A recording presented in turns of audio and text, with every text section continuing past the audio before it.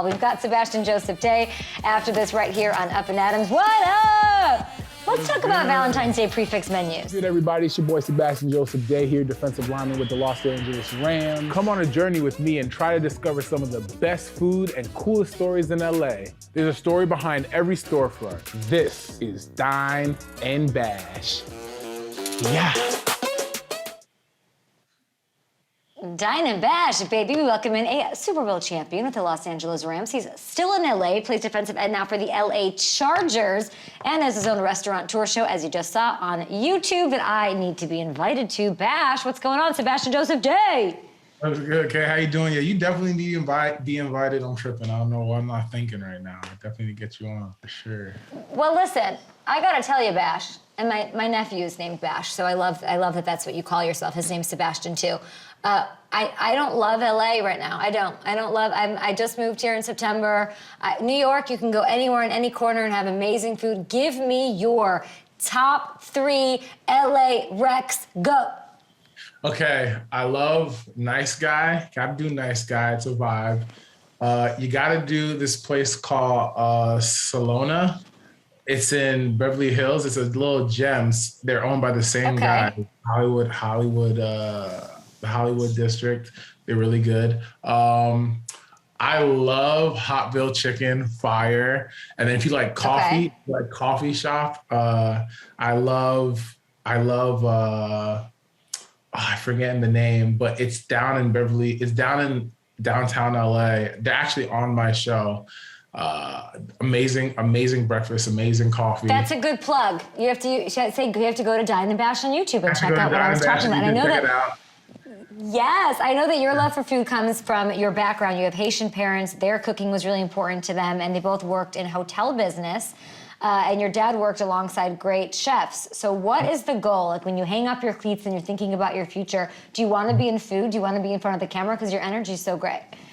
Yeah, I definitely want to be in front of the camera, but it's actually pretty interesting how Dine N Bash came about. Obviously, I want to be in front of the camera, but it was during the pandemic when a lot of businesses were, in trouble and they were going through a really big hit. And I thought, why not highlight these businesses and give them their flowers, give the people their flowers that have created these restaurants and highlight them and kind of like break that third wall. Because, you go to a restaurant, you really like the food, if it's good, you go in each and every day, but you really don't know like the stories of how the people that created it and how it was curated. So I just thought, why not highlight these people and like show a different side of these restaurants and the people behind it that created it. So it kind of builds that connection and also highlight them and help them during the time. So it's kind of honestly just more so like something I did just to help, just to highlight people. Yeah. And it kind of helped with my media stuff. And it just kind of naturally just became a thing. I don't know. It was more so just to kind of do a good deed, to be honest. Gosh, I love that, and it was so helpful, and it's so true. Like one of the hardest hit industries was the restaurant industry on both coasts, and you did it here in LA, where it's so important and meaningful.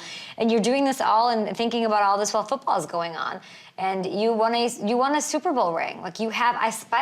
I saw Andrew Whitworth with this ring at Super Bowl last week, and I about died.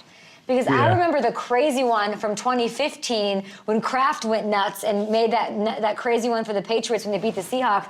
And that one was bananas to me. This one was insanity. Now, the Chiefs had their parade today, Bash. What is the one memory that sticks out to you from last year with shirtless Aaron Donald? I think the one memory that sticks out the most was when we're all gathered on that stage. And just the camaraderie, right? Like the camaraderie, the love, the brotherhood, popping bottles. Like it was a party on that stage, man. And, those bonds will be held for life. And it really was amazing, like every second of it. Of course, AD had to flex, take off his shirt, had to get the people going. Man, it's so many amazing memories. And those guys are amazing, man. That was by far one of the closest teams I've ever been a part of, and it's such an amazing opportunity, man. It was such an amazing opportunity. Were you tired? Like, are these guys tired? Are they going to take a nap? Because I know that, like, none of them have slept. Nah, you don't take a nap. Honestly, you really don't. From the day you win the game, to the next day of parade, you're like up like 48 hours. You know, your body's just on adrenaline. You're just going. You know, the bottles are gonna get popped everywhere. Nothing but positive vibes. So I don't know, man. You never get tired when you win that bowl. Quickly, why is Mahomes so special? Because you guys, obviously, with the Chargers, you face them a lot. You have not gotten a sack on him yet. No, yeah. And that's the biggest thing. I think what makes Patrick so special is his ability to move out the pocket, but also evade traffic. Like, he's so good at somehow getting out of trouble and still be able to make the throw. You know, a lot of quarterbacks are in the situation of, you know, when they get pressure, they're running out the pocket and their first thing is not to really make something out of it. You know, I think Patrick, Lamar Jackson, and I'll probably say another quarterback's really good at that. Honestly, I honestly give those two, and maybe Aaron Rodgers. Those three guys are just elite at doing that, being able to extend plays with their legs and still finding their guys down the field. Yeah. And Patrick just excels at that. You know, he's one of a kind for sure. Yeah, but he's got 2 rings now, so he's really above all those guys like Aaron Rodgers. We were just talking to James Jones about it. Your Chargers had a great year. You had a career year, which was amazing, and we love to see it. What was behind that? I think what behind that was honestly just, you know, our backs were against the wall, and you know, we had to get it done. You know, like a lot of injuries, unfortunately, on the D line, a lot of injuries overall on our team, and you know, we just had to find a way to get it done, and that was our mindset. You know, we couldn't make excuses for what we had to do. A lot of adversity, but we had to find a way to get in playoffs, and that was the goal. And yeah, that was really it. That was just the mindset, to be honest. And Justin Herbert, you didn't mention him. You mentioned quarterbacks that are hard to sack, hard to get into. I got to talk to him during Super Bowl week, and he's so tough. I think the ribs were downplayed, the shoulder was downplayed, and everybody talks about that. What's something that we don't talk about when it comes to Justin Herbert, a guy that you face and practice against all year long?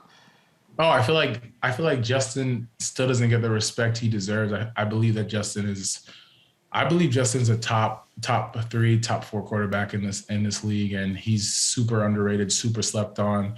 And I think people fail to realize his toughness. I think the biggest thing is, you know, no shade or no offense to Patrick at all, right? Like, everyone obviously knew Patrick was hurt during playoffs, you know, during Jacksonville game or whenever he did sustain that injury.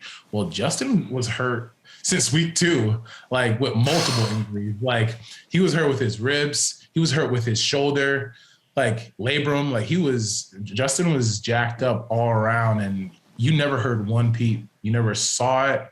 You never ever heard anything. And that just speaks on who Justin is. You know, he's a competitor. He's always going to give his all, and you'll never ever hear him make an excuse at all. So, you know, Justin's elite, and the throws he makes are unreal, like in practice and games. And obviously, you know, everyone knows how athletic he is. He's another guy, obviously, that could extend the pocket as well. I didn't want to be the guy to gas up my own teammates on TV, but yeah, you know. But yeah, no, Justin's the real deal. Real deal. Holy Sebastian, that's my dog. Are you in LA for the offseason? Yeah, I train out here, honestly, because back home is super cold and I don't want to go out there. Okay. You and I are gonna get together. We're gonna link up. We're gonna go, and we're not going to the Nice Guy. I need to go to places I've never been. I'd like to try some Haitian food. If there's Haitian food spots, I'd love to do that. So let's do it, okay? Okay, for sure. 100. I got you. Okay, Sebastian Joseph-Day. Check out Dine N Bash for that coffee shop that I gotta find and go to. We appreciate you. What a year! Congratulations on the success with the Chargers, and let's keep it going next year. Okay? Thank you so much. Thanks for having me. Have a good one. God bless. Later.